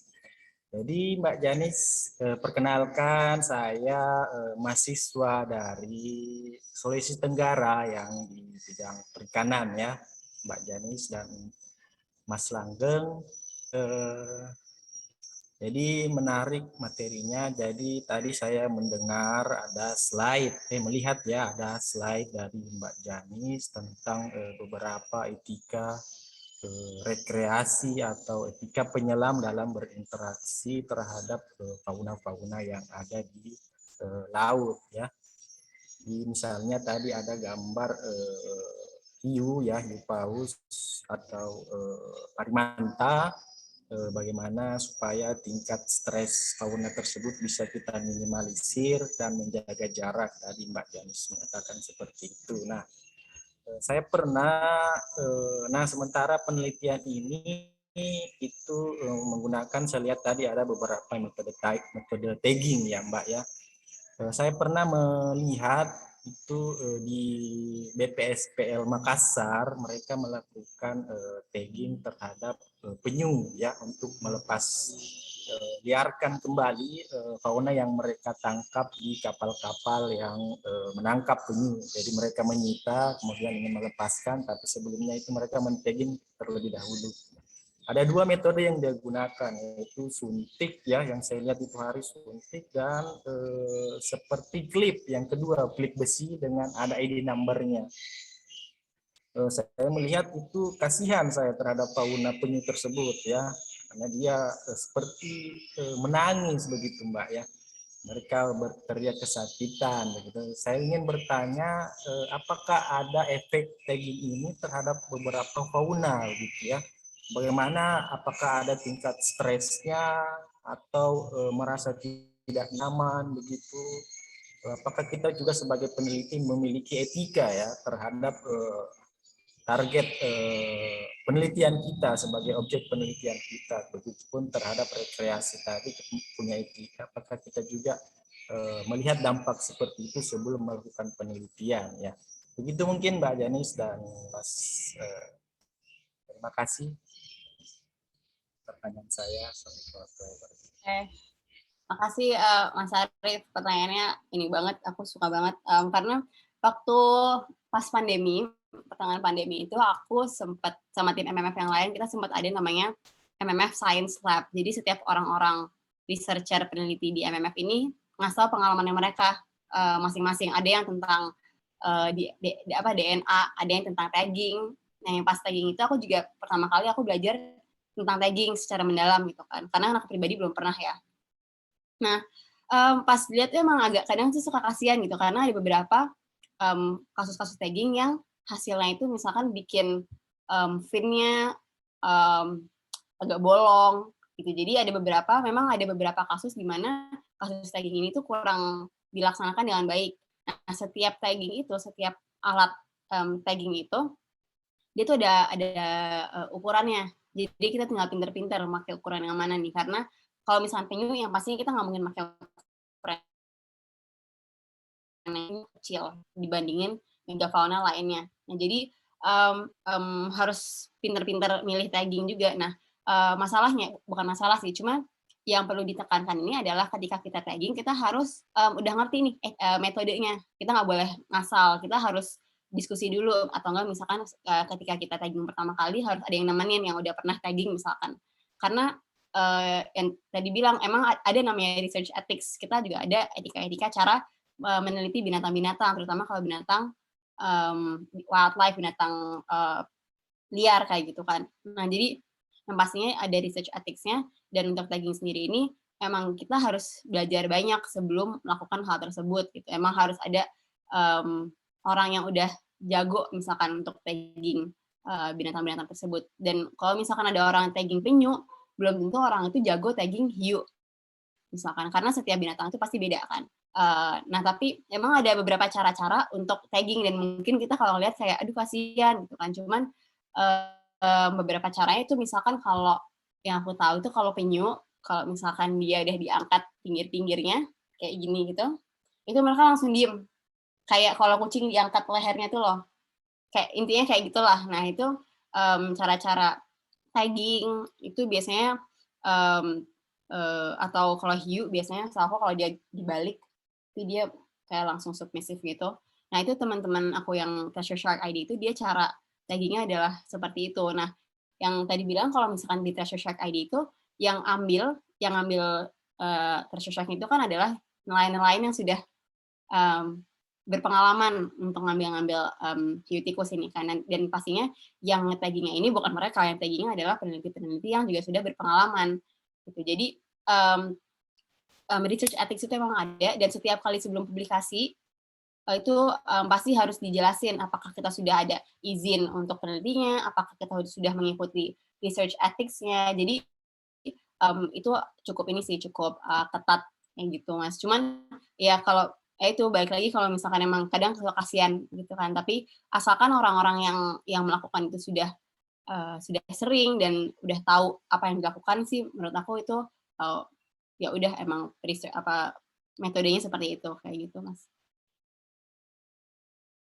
Oke, terima kasih Mbak Janis. Gimana Mas Arief? Siap, Mas. Jadi intinya metode tagging ini sudah istilahnya dilegalkan dan disetujui begitu ya, Mbak ya. Untuk sebagai alat kita meneliti beberapa fauna ya, tapi ada beberapa teknik tertentu mungkin, Mbak ya. Yang memang tidak sembarang ya gitu, tapi harus ada pelatihannya ya. Terima kasih, kalau ada info pelatihannya mungkin bisa di-share Mbak ya. Terima kasih. Oke, baik. Terima kasih Mas Arief. Nah, mungkin masih berhubungan sama pertanyaannya Mas Arief tadi nih, Mbak Janis. Pertanyaan dari chat dari Mas Hafid Undip. Kira-kira kalau untuk alat taggingnya itu sendiri, daya energinya atau baterainya itu bisa tahan berapa lama? Terus kalau mau ganti baterai itu gimana caranya itu, Mbak? Silakan Mbak Janis. Jadi kalau tagging ini atau semua alat-alat yang di bawah air, itu baterai itu pasti lama-lama banget, nggak mungkin enggak sih. Kayak aku beberapa research oleh ada kolega MMF, itu dia tagging dari 2013 sampai 2015. Dan itu taggingnya nyala terus gitu loh. Karena sebenarnya kan kayaknya ya dia tuh sebenarnya tuh nggak banyak makan baterai gitu loh, dia nyala aja terus. Contohnya ada ini juga receiver untuk misalkan ngukur temperatur laut, itu di bawah tuh dia bisa sampai 3-5 tahun kalau baterainya bagus dan alatnya bagus gitu. Jadi emang sebelum kita tagging, kita juga harus mikir kita mau tagging yang murah atau yang mahal, karena ya pastinya semakin mahal semakin berkualitas ya, dan juga semakin lama baterainya bertahan. Jadi sebenarnya itu balik lagi ke jenis tagging yang dipakai dan kualitas tagging itu sendiri sih. Tapi biasanya lama-lama kok, nggak mungkin cuma 3 bulan gitu mati. Susah dong kalau gitu. Oke, terima kasih Mbak Janis. Oke, kita lanjut lagi ke pertanyaan yang selanjutnya. Mungkin aku mau lihat dari yang kolom chat lagi terlebih dahulu ya, dari Mas Laude. Ingin bertanya, kira-kira gimana integrasi upaya konservasi dan kearifan lokal dalam menjaga megafauna laut, terutama mungkin yang kalau misalkan memang ada budaya yang berlawanan gitu ya dengan pelestarian megafauna laut. Contohnya ya seperti misalkan berburu untuk si megafauna lautnya itu sendiri. Silakan Mbak Janis. Makasih pertanyaannya, Laude. Jadi ini salah satu contoh yang aku tahu sendiri adalah, jadi di Bali, aku tinggal di Bali ya. Di Bali ini ada adat kadang-kadang upacara menggunakan penyu. Aku nggak tahu penyunya diapain ya, cuman aku tahu ada upacara menggunakan penyu yang udah mati. Dan pastinya penyu kan dilindungi ya. Penyu udah dilindungi semuanya. Penyu udah dilindungi, dan jadinya sempat ada kontroversi karena sebagian untuk upacara menggunakan penyu itu juga bagian dari adat, tapi juga ada kontroversi dengan penyu yang dilindungi. Terus jadinya gimana nih? Nah, akhirnya ada salah satu conservation center di Bali yang ngurusin penyu. Jadi di sana ada penetasan, ada segala macam penyu itu. Nah, akhirnya untuk orang-orang yang perlu penyu untuk upacara, itu mereka mintanya itu ke si conservation conservation center ini. Jadi mereka udah nggak ngambil dari laut, nggak apa, tapi disediain oleh conservation center ini, dan si conservation center ini mereka yang nentuin ukurannya yang paling bagus, yang oke yang mana ya. Jadi nggak boleh yang udah terlalu besar, nggak boleh juga yang terlalu kecil gitu. Jadi mereka yang ngasih ketentuan ukurannya seperti apa, jenisnya apa, segala macam. Jadi itu salah satu highway atau win-win solution yang kompromi lah antara dua pihak kayak gitu. Nah, untuk tempat-tempat lainnya, kalau misalkan contohnya yang di Alor itu, yang Treasure Shark ID itu, setahu aku itu dia untuk keperluan pribadi, untuk makan keluarganya, desanya gitu, bukan untuk dikirim kemana atau segala macam gitu. Nah, jadi kalau misalkan untuk yang keperluan pribadi itu mungkin kalau misalkan tinggal kreatif-kreatifnya orang aja ya, tapi nyari alternatif misalkan untuk si nelayan-nelayan tersebut. Jadi ini balik lagi ke setiap daerah kayak gimana, dan apakah ada jalur kompromi atau ada jalur alternatif kayak gitu sih. Oke, terima kasih Mbak Janis. Oke, mungkin karena keterbatasan waktu juga, kira-kira mau mengakomodasi berapa pertanyaan lagi nih Mbak Janis? Terserah kamu langsung. Berapa cukupnya? Oke, yaudah coba. Selanjutnya mungkin dari yang resen lagi dulu ya. Silahkan Mas Muhammad Fadil Haritsah, bisa langsung on mic aja Mas untuk menyampaikan pertanyaan. Cek masuk ya suara saya? Ya, masuk. Jelas. Ya, oke. Selamat pagi Mbak Janis. Saya Muhammad Fadil Haritsah dari Indramayu, mau izin bertanya ke Mbak Janis. Terkait mungkin Mbak Janis kan trading itu kan Mbak Janis itu kan dengan pendekatan teknologi ya, kan gitu, dengan menggunakan baterai segala macam. Kan kita tahu ya, sisi lain teknologi itu kan justru akhirnya kan sangat membahayakan juga ya, kan gitu ya, membahayakan yang mungkin yang lainnya juga tercemar. Namun Mbak Janis, seperti apa sih yang harusnya menggunakan teknologi ramah lingkungan dan juga pendekatan laut itu? Khawatirnya kalau misalkan dengan pendekatan teknologi yang mungkin tagging itu, khawatirnya kan itu kan juga kalau tidak terurus kan lama-lama juga laut itu tercemar. Bagaimana Mbak Janis melakukan hal tersebut? Itu pendekatan teknologinya. Itu yang pertama. Nah, yang kedua mungkin yang masa ekoturism ya. Apa ekoturism itu juga sebenarnya itu bermanfaat banget buat peningkatan ekonomi. Namun banyak yang ekoturism itu disalahgunakan, yang mungkin karena swafoto akhirnya juga jadi berantakan juga kan gitu. Yang akhirnya harusnya buat mempercantik dengan Instagramable itu akhirnya juga membuat semua itu menjadi rusak kan gitu, karena juga jujur kurang pendekatan pencerdasan. Nah, yang mungkin menurut Mbak Janis ya, mungkin dengan ekoturism ini apa yang harus dilakukan ketika misalnya kita pengen bersuah foto, atau yang mungkin dengan pendekatan megafauna itu ya kita tidak merusak juga. Apalagi mungkin saya paling menyesalkan ya ketika kemarin tuh ada hiu paus yang sampai akhirnya ditumpangin sama manusia karena cuma hanya swafoto doang. Itu sih paling apa yang harus dilakukan kita sebagai ekoturism di megafauna laut tersebut, yang supaya juga tidak merusak juga dan juga tidak menyakiti binatang tersebut kan gitu. Paling itu sih pertanyaan dari saya. Terima kasih sebelumnya. Oke, terima kasih Mas. Silakan Mbak Janis. Terima kasih Fadil. Pertama, pertanyaannya tentang ini ya, teknologi, dan kalau ujung-ujungnya jadi merusak laut juga. Aku juga sebenarnya kita nih researcher, peneliti ini, kita juga masih banyak yang kita belum tahu. Kita semua masih sama-sama belajar gitu kan. Jadi apakah kalau hasil tagging ini dampak ke depannya, yang penting kita sekarang tahu nih parimanta atau megafauna laut dia ke arah mana gitu kan. Cuman kalau misalkan setahu aku, kalau tagging itu dia itu tuh pasti dia ada alat apungnya.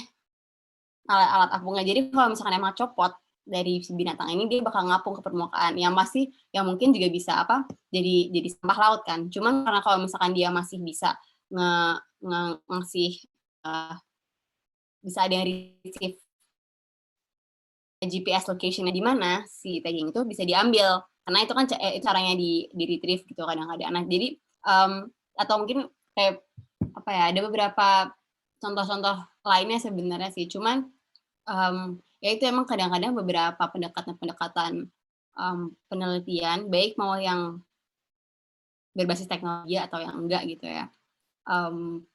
Kadang-kadang tuh ada plus minusnya, pasti ada plus minusnya. sebagai researcher, sebagai peneliti, kita cuma pengen gimana ya caranya aku dapat data tapi tanpa harus nyakitin binatang terlalu banyak atau terlalu parah kayak gitu. Jadi itu selalu yang ada di pikiran kita gitu. Nah, tapi ujung-ujungnya kan emang semua peneliti, semua orang ini kita juga masih belajar kan. Makanya ada publikasi. Orang-orang tuh setiap kali mereka nemuin apa harus dipublikasiin supaya yang kesalahan mereka itu jadi pelajaran untuk peneliti-peneliti berikutnya. Nah, jadi menurut aku emang kalau beberapa approach itu mungkin emang oke, ini plusnya ini, cuman minusnya bikin apa gitu, pasti yang tadi dia bilang ada plus minusnya kan. Cuman kalau misalkan emang lebih banyak plusnya, ya udah kita cobain dulu aja. Nah, cuman nanti ke depannya mungkin dengan kesalahan kita atau metode kita yang pertama, yang pioneer gitu, ke depannya ada orang-orang yang lebih kreatif yang bisa nemuin jalan keluar supaya minusnya ini nggak ada gitu, atau nggak separah yang sebelumnya. Jadi yang tadi aku bilang science in general ya secara umum itu selalu growing, always developing. Jadi penting juga untuk kita selalu update, cari tahu apa ya metode paling baru, metode yang non-invasive, yang kayak gitu. Itu yang aku jawab ya. Terus yang kedua, itu ecotourism. Gimana sih caranya kita berinteraksi dengan megafauna laut kalau kita lagi jalan-jalan. Nah ini salah satu yang aku lagi aku pengen kerjain juga, yang aku fokusin adalah dengan mengedukasi operator-operator wisata untuk ngasih tahu nih ke tamu-tamunya tentang etika ketika melihat megafauna atau etika ketika berinteraksi dengan megafauna laut. Nah, jadi kadang-kadang ini beberapa operator tour, terutama operator-operator yang kecil ya, yang bukan dari dive center atau apapun tuh, yang mereka nggak ngerti sebenarnya binatang apa sih ini, dan mereka cuma ngikutin orang lain. Oh, si A dia keluar bawa kapalnya keluar bawa tamu snorkeling doang ke situs ini, dah kita ikutin aja dah. Ada yang kayak gitu. Karena sekarang sebenarnya yang aku pengen fokusin juga adalah untuk mengedukasi operator-operator untuk menyampaikan ke tamunya tentang etika ketika berinteraksi dengan megafauna laut. Contohnya kalau di Nusa Penida ada boat snorkel gitu kan, aku kan suka ikut nih sama si kaptennya. Terus sebelum turun, kaptennya bilang ke tamu-tamunya, kan kalau di Nusa Penida ini banyak yang udah bisa bahasa Inggris ya, karena mereka udah kebiasa dengan tamu gitu. Jadi mereka pakai bahasa Inggris bilang, ini Mantare, kalau ke sana jangan deket-deket, jangan megang. Mereka jadi udah tahu basic-basic yang harus dikasih tahu ke si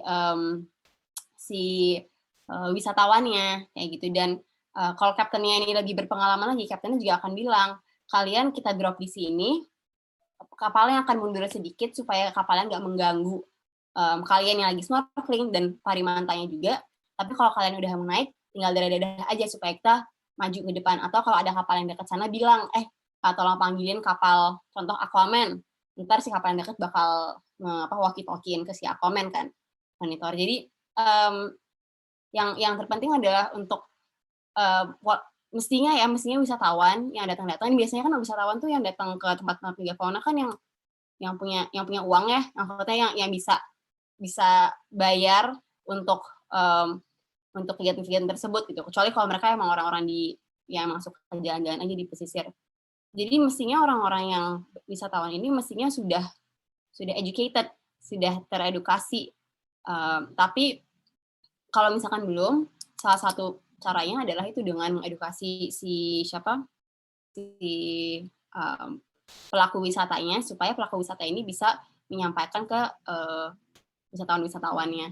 Itu sih salah satu caranya. Karena intinya tuh udah general rule banget nih, kalau misalkan sama megafauna tuh nggak boleh megang, harus jaga 3-5 meter dari mereka. Dan apalagi kalau aku lihat tuh orang-orang yang bawa selfie stick terus kayak ditaruh di depan mukanya hiu paus atau parimanta, terus kayak nggak gitu juga caranya kalau mau selfie. Jadi maksudnya selain kita mengedukasi diri sebelum kita jalan-jalan, tapi juga salah satu caranya adalah itu mengedukasi si operator wisatawannya. Semoga menjawab. Oke, bagaimana Mas Fadil? Ya, bagi saya sih gini ya, buat pendekatan teknologi ya. Mungkin teknologi harus punya inovasi yang mungkin pendekatan sustainable ya, karena juga jujur kan gitu, banyak mungkin teknologi juga yang sustainable gitu. Karena mungkin kita tidak mengetahui gitu bahwa memang teknologi juga masih beranggapan negatif karena kan dari batu bara, kalau misalkan nanti tercecerkan kan nanti batu bara itu kan pasti akan mencemari laut. Nah itu yang pertama, itu masalah teknologi. Dan yang kedua, saya pernah tuh snorkeling di Pahawang. Dan juga jujur gitu, saya pernah sedih banget ada wisatawan yang juga, mungkin kan kalau di Pahawang tuh saya inget banget, ada warung terapung di situ. Saya masih inget banget tuh, snorkeling di akhir 2017.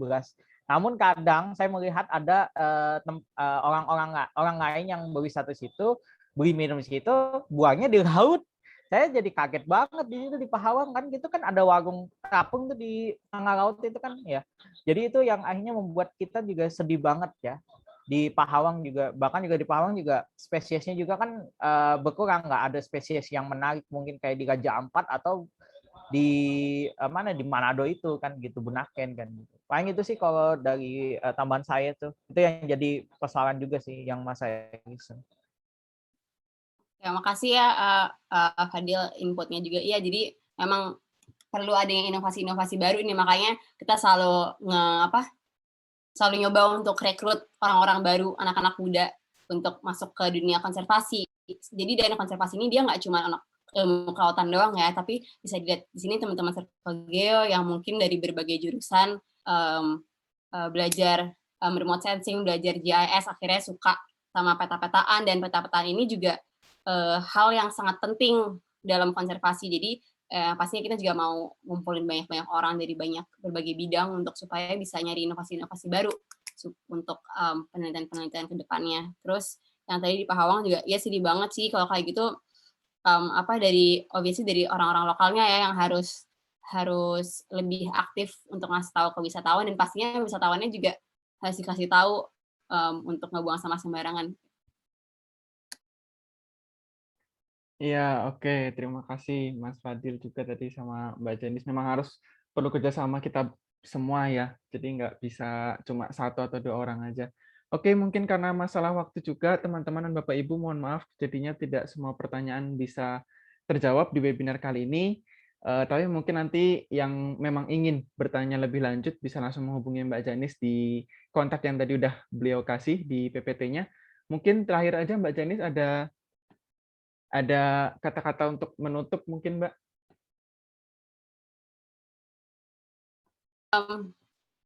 Iya, jadi makasih banget untuk teman-teman yang udah ikut webinar ini. Sebenarnya aku tuh pas mau webinar ini tuh deg-degan karena aku belum pernah ada experience langsung tentang spatial approach, terutama yang tagging-tagging itu kan aku belum pernah terjun langsung ke tagging kan. Jadi aku kayak oke, aku harus belajar banyak banget nih, baca-baca banyak supaya aku bisa ngasih tau ke teman-teman yang aku tahu. Jadi makasih banget untuk teman-teman yang udah datang. Semoga teman-teman bisa ngeliat megafauna laut ke depannya, wherever that is. Terus ingat juga, jangan lupa untuk selalu ingat etika ketika berenang dengan megafauna laut, dan kalau ada orang-orang lain yang salah, jangan lupa dikasih tahu. Terima kasih. Oke, siap. Terima kasih banyak Mbak Janis buat waktunya juga untuk hari ini. Oke, teman-teman. Kita langsung aja lanjut lagi ke acara selanjutnya ya. Jadi seperti yang udah tadi kita dipaparkan oleh sama Mbak Janis juga, bahwa memang pendekatan spasial ini mungkin dilakukan untuk penelitian dan konservasi megafauna laut. Nah, ini dari tim Circle Geo mungkin ada sedikit yang ingin disampaikan untuk teman-teman semua. Silahkan dari Mbak Nadia. Ya, halo Mas Langgeng. Suara Halo. aku masuk ya? Masuk, Mbak. Jelas. Oke deh, thank you Mas Langgeng. Ini aku langsung aja nih. Iya, silahkan Mbak.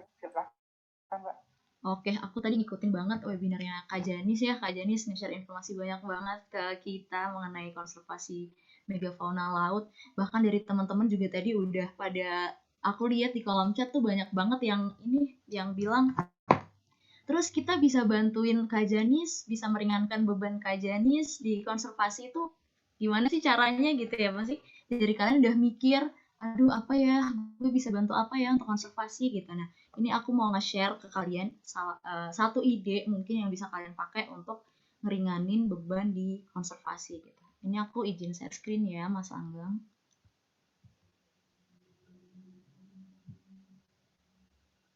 Oke, udah kelihatan belum share screen-nya? Masih loading, Mbak, sedikit lagi mungkin. Oke, sudah. Udah ya? Oke, aku mau nge-review materi yang disampaikan Kak Janis tadi. Sedikit review dari aku. Aduh, agak lambat ya, sorry. Oke. Nah, dari tadi Kak Janis sudah nge-share informasi ke kita nih mengenai penelitian-penelitian yang dilakuin MMF tentang konservasi megafauna laut. Ternyata banyak banget nih yang dilakuin sama MMF gitu. Nggak cuma penelitian, tapi mereka juga memberikan edukasi ke kita mengenai konservasi gitu. Dan ternyata nggak cuma terjun ke lapangan langsung gitu ya Kak ya untuk apa namanya mengedukasi, tapi MMF sendiri juga dia melakukan pendekatan spasial untuk upaya perlindungan megafauna laut. Nah, tadi Kak Janis juga udah mention, MMF juga udah melakukan satellite tagging, acoustic tagging, ecosystem modeling, GIS, dan yang lain gitu. Nah, untuk Kak Janis juga tadi udah share ke kita kenapa sih konservasi itu penting gitu, apa yang harus kita lakukan gitu. Kita bisa ngebantu apa sih di konservasi gitu. Kak Janis tadi udah singgung juga kita harus responsibel, terus kita juga bisa menjadi citizen science, kita juga bisa ningkatin ocean literasi kita dengan cara mungkin kita bisa follow akun-akun terkait kelautan gitu ya. Jadi dari akun-akun itu kita bisa belajar, kita bisa mengedukasi diri kita sendiri mengenai konservasi itu. Nah, terus di sini aku mau nge-share ke kalian, kita bisa bantu di sisi mananya sih kira-kira untuk ngeringanin beban terhadap megafauna laut. Nah, kalau Circle Geo sendiri itu kita fokusnya ke teknologi spasialnya nih teman-teman. Nah, kita punya program nih kelas online yang mungkin bisa kalian ikuti untuk ngebantu Kak Janis ngeringanin beban penelitian konservasi megafauna laut. Nah, kita punya program namanya PPKM, program peningkatan penghasilan karir melalui MAPS. Jadi program ini itu berupa kelas online dan kita melakukan pendampingan selama 3 bulan dengan 3 materi yang kita kasih nih ke kalian. Ada teknologi MAPS, terus kita juga kasih materi ke kalian mengenai aplikasi web tanpa coding dan digital marketing gitu yang bakal ngebantu Anda untuk ningkatin kemampuan di teknologi spasial itu sendiri. Dan goals utamanya dari program ini adalah kalian semua memiliki aplikasi sendiri dengan domain kalian sendiri, dan yang lebih menarik lagi kalian bisa ngedapetin penghasilan dari project-project yang kalian buat di program kita gitu. Nah, mungkin dari kalian mau ngeringanin beban Kak Janis nih di MMF gitu. Tadi Kak Janis sempat singgung juga, Kak Janis juga ngelakuin pemantauan SST dan klorofil gitu. Nah, untuk ngeringanin Kak Janis mungkin dari kalian bikin project di kita mengenai itu gitu. Jadi Kak Janis nggak perlu ngelakuin pemantauan lagi, tapi kerjasama dengan kalian yang ngelakuin pemantauan SST dan klorofil, Kak Janis lanjutin penelitian yang lain gitu. Nah, untuk program PPKM sendiri, ini aku ada contohnya nih, apa aja sih yang kita lakuin di program ini gitu ya. Ini aku nggak bisa kasih contoh ke kalian mengenai konservasi nih, karena sejauh ini yang mengikuti program kita itu ada nih yang bikin project konservasi gitu. Tapi ini aku bisa kasih contoh salah satu peserta kita namanya Kak Alifian. Dia itu ngebuat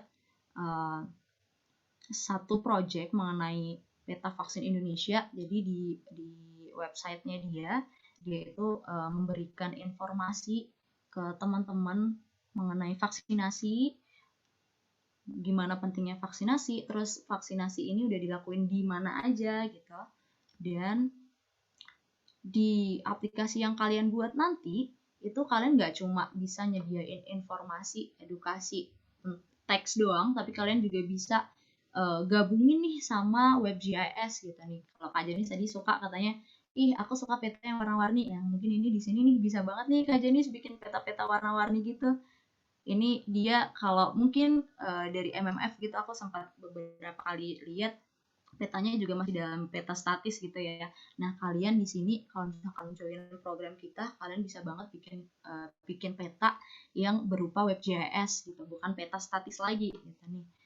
Contohnya ini yang di peta vaksin, kita bisa banget nih lihat daerah mana di beberapa wilayah berapa persen nih yang udah melakukan vaksinasi. Terus kita juga bisa tambahin nih di peta fasilitas-fasilitas kesehatan yang ada di Indonesia itu di mana aja gitu. Nah, untuk itu aku mau nge-share ke kalian testimoni peserta PPKM. Bisa dilihat.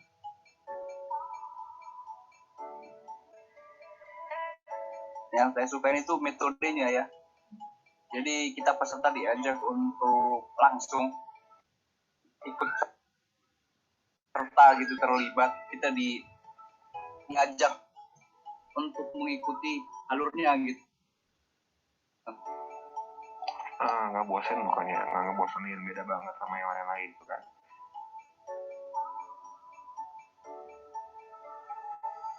Kalau dari saya 9 lah Mbak, karena nggak 10 kan sempurna amat. Jadi ya 9.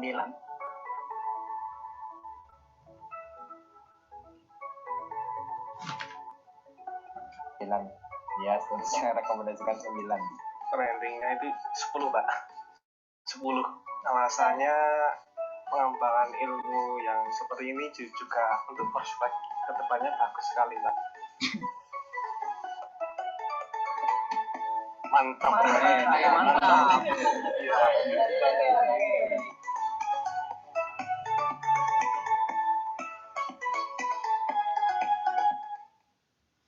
Nah, itu tadi testimoni dari orang-orang yang udah join program kita gitu. Nah, for your information aja, jadi orang-orang yang join di program kita ini tuh sebenarnya kita bukanya untuk umum gitu ya teman-teman, nggak cuma untuk orang-orang yang background-nya kelautan, kebumian, atau orang-orang yang mengerti tentang GIS atau spasial gitu. Tapi banyak banget dari peserta yang kemarin bahkan mereka nggak ngerti sama sekali GIS gitu. Tapi di program ini kita kasih mereka pengetahuan dari dasar banget nih mengenai spasial itu apa gitu. Teknologi spasial, aplikasi maps, aplikasi website tanpa coding, dan digital marketing gitu.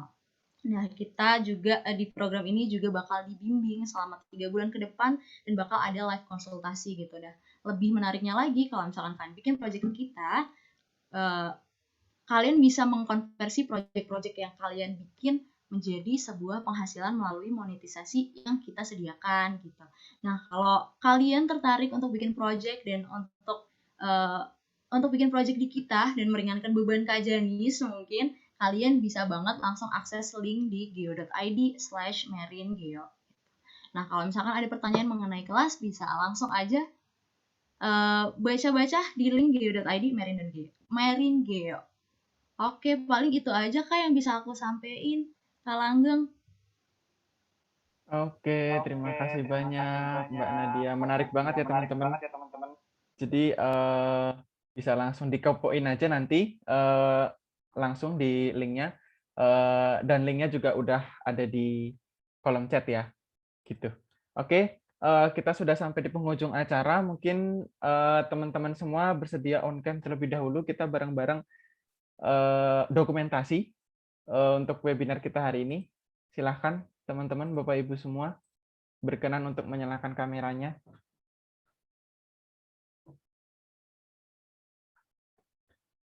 Oke, masih saya tunggu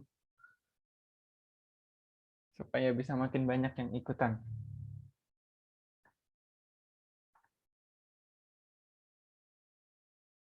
Oke,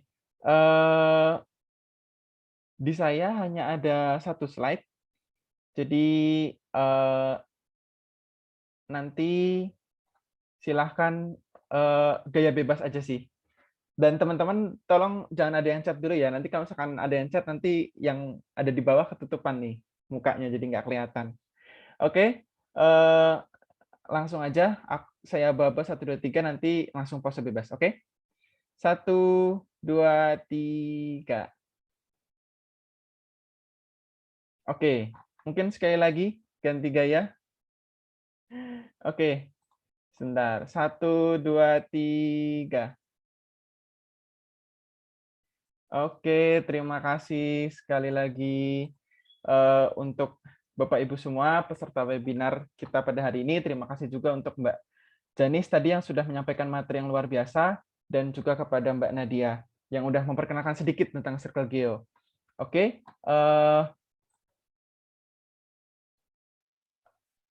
ini untuk link presensi teman-teman sudah ada di kolom chat juga tadi ya, bisa langsung diisi aja link presensinya. Nanti hanya yang mendapatkan sertifikat hanya yang mengisi link presensi ini, terus kemudian juga mungkin saya bisa kasih sedikit informasi, besok juga ada webinar lagi dari kita nih, temanya masih konservasi hayati juga, jadi pemetaan geospasial untuk lahan basah dan keanekaragaman hayati. Mungkin mirip-mirip kali ya temanya sama hari ini, tetapi di pemanfaatannya yang berbeda ke lahan basah, seperti misalnya mangrove atau juga lahan gambut seperti itu. Dan juga nanti next lagi ada juga untuk pemanfaatan teknologi drone dan pemetaan dalam pengelolaan lahan perkebunan kelapa sawit. Nah, linknya juga sudah ada nih di kolom chat tadi. Silahkan nanti teman-teman yang tertarik bisa langsung daftar aja. Mungkin sekian untuk acara kita webinar pada hari ini. Terima kasih sekali lagi atas partisipasi teman-teman semua dan sampai bertemu di acara Circle Geo webinar-webinar yang lainnya. Terima kasih sekali lagi.